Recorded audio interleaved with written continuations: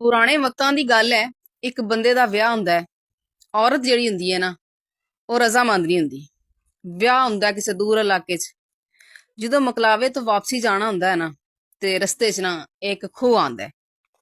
ਤੇ ਉਹ ਬੁੱਢੀ ਆਪਦੇ ਬੰਦੇ ਨੂੰ ਕਹਿੰਦੀ ਹੈ ਕਿ ਮੈਨੂੰ ਪਿਆਸ ਲੱਗੀ ਹੈ, ਮੈਂ ਪਾਣੀ ਪੀਣਾ ਹੈ, ਮੈਨੂੰ ਪਾਣੀ ਪਿਆ ਦੇ। ਉਹ ਬੰਦਾ ਕਹਿੰਦਾ ਠੀਕ ਹੈ ਜੀ, ਪਿਆ ਦਿੰਨਾ। ਉਹ ਜਾਂਦਾ ਹੈ ਜਦੋਂ ਖੂਹ ਤੇ ਡੋਲ ਵਿੱਚ ਸੁੱਟਦਾ ਪਾਣੀ ਵਾਸਤੇ। ਉਹ ਪਾਣੀ ਭਰ ਜਾਂਦਾ ਡੋਲ 'ਚ। ਉਹ ਜਦੋਂ ਨਾ ਨੀਚੇ ਹੁੰਦਾ ਹੈ ਨਾ ਡੋਲ ਫੜਨ ਵਾਸਤੇ, ਉਹ ਬੀਬੀ ਉਹਨੂੰ ਪਿੱਛੋਂ ਧੱਕਾ ਮਾਰ ਦਿੰਦੀ ਹੈ। ਉਹ ਬੰਦਾ ਖੂਹ 'ਚ ਡਿੱਗ ਪੈਂਦਾ ਹੈ। ਆਪ ਉਹ ਨੱਸ ਜਾਂਦੀ ਹੈ ਵਾਪਸ ਆਪਦੇ ਘਰ। ਘਰੇ ਜਦੋਂ ਜਾਂਦੀ ਹੈ ਤੇ ਉਹਦੀ ਮਾਂ ਪੁੱਛਦੀ ਹੈ ਕਿ ਵਾਪਸ ਆ ਗਈ ਹੈ? ਉਹ ਕਹਿੰਦੀ ਜੀ ਰਸਤੇ 'ਚ ਆ ਗਿਆ ਸੀ ਬਹੁਤ ਵੱਡਾ ਤੂਫਾਨ, ਤੇ ਉਹ ਮੈਨੂੰ ਕਹਿੰਦੇ ਨੇ ਕਿ ਤੁਸੀਂ ਵਾਪਸ ਚਲੇ ਜਾਓ ਤੇ ਮੈਂ ਅੱਗੇ ਜਾਣਾ। ਹੁਣ ਉਹਦੇ ਜ਼ੇਨ 'ਚ ਇਹ ਸੀ ਕਿ ਉਹ ਵਿੱਚ ਡਿੱਗ ਗਿਆ, ਮਰ ਗਿਆ ਹੋਣਾ। ਥੋੜੀ ਦੇਰ ਬਾਅਦ ਨਾ ਉਸੇ ਰਸਤੇ ਦੇ ਉੱਤੋਂ ਦੀ ਦੋ ਚਾਰ ਬੰਦੇ ਲੰਘਦੇ ਨੇ ਤੇ ਉਹਨਾਂ ਨੂੰ ਪਿਆਸ ਲੱਗਦੀ। ਉਹ ਖੂਹ ਤੇ ਜਾਂਦੇ ਨੇ। ਖੂਹ ਤੇ ਜਾਂਦੇ ਨੇ ਤੇ ਵੇਖਦੇ ਨੇ ਕਿ ਇੱਕ ਬੰਦਾ ਨਾ ਖੂਹ 'ਚ ਲਟਕਿਆ ਪਿਆ ਹੁੰਦਾ। ਉਹ ਬੰਦੇ ਨੂੰ ਪੁੱਛਦੇ ਬਈ ਤੂੰ ਇੱਥੇ ਕਿਵੇਂ? ਉਹ ਕਹਿੰਦਾ ਯਾਰ ਮੈਨੂੰ ਬਾਹਰ ਕੱਢੋ, ਮੈਂ ਤੁਹਾਨੂੰ ਦੱਸਦਾ ਕਿ ਮੈਂ ਅੰਦਰ ਕਿਵੇਂ ਗਿਆ। ਜਦੋਂ ਉਹਨੂੰ ਬਾਹਰ ਕੱਢਦੇ ਨੇ ਤੇ ਉਹਨੂੰ ਬੰਦੇ ਪੁੱਛਦੇ ਹਾਂ ਬਈ ਕਿਵੇਂ ਗਿਆ ਅੰਦਰ। ਹੁਣ ਉਹ ਸੋਚਦਾ ਹੈ ਜੇ ਮੈਂ ਗੱਲ ਇਹਨਾਂ ਨੂੰ ਦੱਸਾਂ ਆਪਦੀ ਘਰ ਵਾਲੀ ਦੇ ਬਾਰੇ ਕਿ ਉਹਨੇ ਮੇਰੇ ਨਾਲ ਇੰਜ ਕੀਤੀ ਹੈ ਤੇ ਗੱਲ ਤੇ ਮਾੜੀ ਹੈ। ਉਹ ਕਹਿੰਦਾ ਯਾਰ ਮੈਂ ਤੋਂ ਲੰਘਦਾ ਪਿਆ ਸੀ, ਹਵਾ ਤੇਜ਼ ਆਈ ਤੇ ਮੈਂ ਨਾ ਇਹਦੇ ਵਿੱਚ ਡਿੱਗ ਪਿਆ। ਉਹ ਕਹਿੰਦੇ ਚਲੋ ਜੀ। ਉਹ ਹੁਣ ਵਾਪਸ ਆਪਦੇ ਸਹੁਰਿਆਂ ਤੇ ਚਲਾ ਜਾਂਦਾ ਹੈ। ਜਦੋਂ ਸਹੁਰਿਆਂ ਤੇ ਜਾਂਦਾ ਹੈ ਤੇ ਉਹਦੀ ਬੁੜੀ ਉਹਨੂੰ ਵੇਂਦੀ ਹੈ ਤੇ ਉਹ ਬੜੀ ਪਰੇਸ਼ਾਨ ਵੀ ਇਹ ਮਰਿਆ ਨਹੀਂ, ਮੈਂ ਤਾਂ ਸੋਚਿਆ ਇਹ ਡਿੱਗ ਪਿਆ ਖੂਹ 'ਚ, ਇਹ ਮਰ ਗਿਆ ਹੋਣਾ। ਲੇਕਿਨ ਨਹੀਂ। ਚਲੋ ਬਹਿਰਹਾਲ ਉਹਦੀ ਮਾਂ ਕਹਿੰਦੀ ਪਈ ਉਹ ਆ ਗਿਆ ਤੇਰਾ ਬੰਦਾ ਤੈਨੂੰ ਲੈਣ ਵਾਸਤੇ, ਤੇ ਤੂੰ ਹੁਣ ਆਪਦੇ ਘਰ ਜਾ। ਆਪਦੇ ਕੱਪੜੇ ਛਪੜੇ ਬੰਨਦੀ ਹੈ, ਬੰਦਾ ਆਉਂਦਾ ਅੱਗੇ ਅੱਗੇ, ਉਹ ਉਹਦੇ ਪਿੱਛੇ ਪਿੱਛੇ। ਹੁਣ ਉਹ ਬੀਬੀ ਸੋਚਦੀ ਹੈ ਕਿ ਮੈਨੂੰ ਪੁੱਛੇ, ਲੇਕਿਨ ਉਹ ਜੱਟ ਉਹਨੂੰ ਪੁੱਛਦਾ ਨਹੀਂ। ਉਹ ਅੱਗੇ ਅੱਗੇ ਚੁੱਪ ਕਰਕੇ ਟੁਰਿਆ ਜਾਂਦਾ ਹੈ। ਅਰਸੇ ਬੀਤ ਜਾਂਦੇ ਨੇ, ਟਾਈਮ ਵਕਤ ਲੰਘਦਾ ਜਾਂਦਾ ਹੈ ਤੇ ਬੱਚੇ ਉਹਨਾਂ ਦੇ ਹੋ ਜਾਂਦੇ ਨੇ, ਬੱਚੇ ਜਵਾਨ ਹੋ ਜਾਂਦੇ ਨੇ।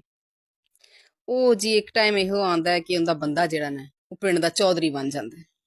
ਉਹ ਜਦੋਂ ਪਿੰਡ ਦਾ ਚੌਧਰੀ ਬਣਦਾ ਹੈ, ਫੈਸਲੇ ਕਰਨ ਲੱਗ ਪੈਂਦਾ ਹੈ। ਇੱਕ ਦਿਨ ਉਹਦੇ ਕੋਲੇ ਨਾ ਇੱਕ ਲੜਕੀ ਤੇ ਲੜਕੇ ਦਾ ਫੈਸਲਾ ਆਉਂਦਾ ਹੈ। ਉਹ ਕੋਈ ਮੁੰਡਾ ਨਾ ਕੁੜੀ ਨੂੰ ਛੇੜਦਾ ਸੀ ਰਸਤੇ ਲੰਘਦੀ 'ਚ। ਉਹ ਮੁੰਡੇ ਨੂੰ ਚੌਧਰੀ ਅੰਦਰ ਸੱਦ ਕੇ ਕਹਿੰਦਾ ਹੈ ਕਿ ਗੱਲ ਤੇਰੇ ਵਾਸਤੇ ਅੱਛੀ ਨਹੀਂ, ਕਿਸੇ ਦੀ ਧੀ ਭੈਣ ਨੂੰ ਛੇੜਨਾ ਅੱਛੀ ਗੱਲ ਨਹੀਂ ਹੁੰਦੀ। ਤੇਰੇ ਘਰ ਵੀ ਧੀਆਂ ਭੈਣਾਂ ਨੇ, ਅਗਰ ਉਹਨੂੰ ਕੋਈ ਛੇੜੇ ਤੇ ਤੈਨੂੰ ਚੰਗਾ ਲੱਗੇਗਾ? ਉਹ ਮੁੰਡਾ ਕਹਿੰਦਾ ਜੀ ਨਹੀਂ ਚਾਚੀ ਸਾਹਿਬ, ਜੱਟ ਸਾਹਿਬ, ਇਹ ਤੇ ਮੇਰੇ ਤੋਂ ਭੁੱਲ ਹੋ ਗਈ, ਮੈਂ ਅਗਾਂ ਤੋਂ ਨਹੀਂ ਕਰਦਾ, ਤੁਸੀਂ ਮੈਨੂੰ ਇਸ ਦਫਾ ਮਾਫੀ ਦਿਓ। ਕੁੜੀ ਨੂੰ ਸੱਦਦਾ ਹੈ ਕਿ ਬੇਟਾ ਜਦੋਂ ਬਾਹਰ ਜਾਈਏ ਨਾ ਤੇ ਪਰਦਾ ਕਰਕੇ ਜਾਈਦਾ ਹੈ, ਤੇ ਐਵੇਂ ਮੂੰਹ ਚ ਆ ਕੇ ਗਲੀਆਂ ਚ ਇੱਧਰ ਉੱਧਰ ਨਹੀਂ ਫਿਰੀਦਾ, ਕੋਈ ਕੰਮ ਹੋਵੇ ਤੇ ਬਾਹਰ ਜਾਈਦਾ। ਉਹ ਗੱਲ ਖਤਮ ਹੋ ਜਾਂਦੀ ਹੈ। ਉਹ ਚੌਧਰੀ ਜੱਟ ਦਾ ਮੁੰਡਾ ਇਹ ਗੱਲ ਸੁਣਦਾ ਪਿਆ ਹੁੰਦਾ। ਉਹ ਆਪਦੇ ਪਿਓ ਕੋਲ ਆਉਂਦਾ ਤੇ ਆਪਦੇ ਪਿਓ ਨੂੰ ਕਹਿੰਦਾ ਕਿ ਅੱਬਾ ਜੀ ਇਹ ਜਿਹੜੀ ਤੁਸੀਂ ਗੱਲ ਕੀਤੀ ਹੈ, ਜਿਹੜਾ ਤੁਸੀਂ ਫੈਸਲਾ ਕੀਤਾ ਹੈ ਨਾ, ਇਹ ਸਾਡੀ ਸਮਝ ਨਹੀਂ ਆਇਆ, ਤੁਸੀਂ ਗੱਲ ਖੋਲੋ, ਬਾਹਰ ਲਿਆਓ, ਫੈਸਲਾ ਲੋਕਾਂ ਨੂੰ ਵੀ ਸੁਣਾਓ ਕਿ ਤੁਸੀਂ ਕੀ ਫੈਸਲਾ ਕੀਤਾ ਹੈ। ਉਹ ਆਂਦਾ ਅੱਛਾ। ਉਹ ਆਂਦਾ ਤੂੰ ਇਸ ਤਰ੍ਹਾਂ ਕਰ, ਆਪਦੀ ਮਾਂ ਕੋਲੇ ਜਾ ਤੇ ਉਹਨੂੰ ਪੁੱਛ ਕਿ ਅੱਬਾ ਕਹਿੰਦਾ ਕਿ ਅੱਜ ਗੱਲ ਖੋਲ ਦਿਆਂ। ਉਹ ਕਹਿੰਦਾ ਠੀਕ ਹੈ, ਮੈਂ ਅੰਮੀ ਕੋਲੇ ਜਾਣਾ। ਉਹ ਆਪਦੀ ਮਾਂ ਕੋਲੇ ਜਾਂਦਾ ਹੈ ਤੇ ਮੁਖਤਸਿਰ ਜੀ ਗੱਲ ਸੁਣਾਣੀ ਹੈ ਤੁਹਾਨੂੰ। ਆਪਦੀ ਮਾਂ ਕੋਲ ਜਾਂਦਾ ਤੇ ਮਾਂ ਨੂੰ ਕਹਿੰਦਾ ਹੈ ਕਿ ਮਾਂ ਅੱਬਾ ਕਹਿੰਦਾ ਹੈ ਕਿ ਅੱਜ ਗੱਲ ਖੋਲ ਦਿਆਂ। ਹੁਣ ਉਹ ਬੜੀ ਪਰੇਸ਼ਾਨ। ਉਹ ਕਹਿੰਦੀ ਨਾ ਪੁੱਤਰ, ਆਪਦੇ ਪਿਓ ਨੂੰ ਕਹਿ ਕਿ ਅਜੇ ਗੱਲ ਨਾ ਖੋਲੇ ਤੇ ਜਾ ਉਹਨੂੰ ਮੇਰੇ ਕੋਲ ਸੱਦ ਕੇ ਲਿਆ। ਉਹ ਵਾਪਸ ਆਪਦੇ ਪਿਓ ਕੋਲੇ ਚਲਾ ਜਾਂਦਾ ਹੈ। ਆਪਦੇ ਪਿਓ ਨੂੰ ਕਹਿੰਦਾ ਹੈ ਕਿ ਅੰਮੀ ਕਹਿੰਦੀ ਹੈ ਕਿ ਮੇਰੀ ਗੱਲ ਸੁਣ ਕੇ ਜਾਵੇ। ਉਹ ਜਦੋਂ ਚੌਧਰੀ ਘਰੇ ਆਉਂਦਾ ਤੇ ਵੇਂਦਾ ਕਿ ਉਹ ਜਿਹੜੀ ਅੰਮਾ ਹੁੰਦੀ ਹੈ ਨਾ, ਉਹਨੇ ਨਾ ਗਲ 'ਚ ਫੰਦਾ ਪਾ ਕੇ ਫਾਂਸੀ ਲੈ ਕੇ ਮਰ ਚੁੱਕੀ ਹੁੰਦੀ ਹੈ।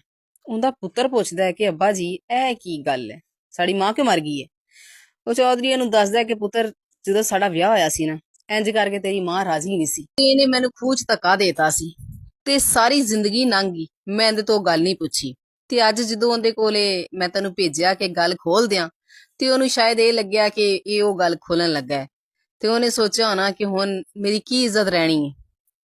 ਤੇ ਕਹਿਣ ਦਾ ਮਤਲਬ ਇਹ ਹੈ, ਕਹਾਣੀ ਦਾ ਮਤਲਬ ਇਹ ਹੈ ਕਿ ਹਮੇਸ਼ਾ ਕੋਈ ਵੀ ਗੱਲ ਹੋਵੇ, ਉਹਨੂੰ ਜਿੱਥੇ ਖਤਮ ਹੁੰਦੀ ਹੋਵੇ ਉਹਨੂੰ ਮੁਕਾ ਦੇਵੇ ਬੰਦਾ, ਉਹਦੇ ਤੇ ਪਰਦਾ ਪਾਵੇ, ਜਿੱਥੇ ਵੀ ਉਹਨੂੰ ਹੈਂਡਲ ਹੁੰਦਾ ਹੋਵੇ ਉਹਨੂੰ ਕਰ ਲਵੇ।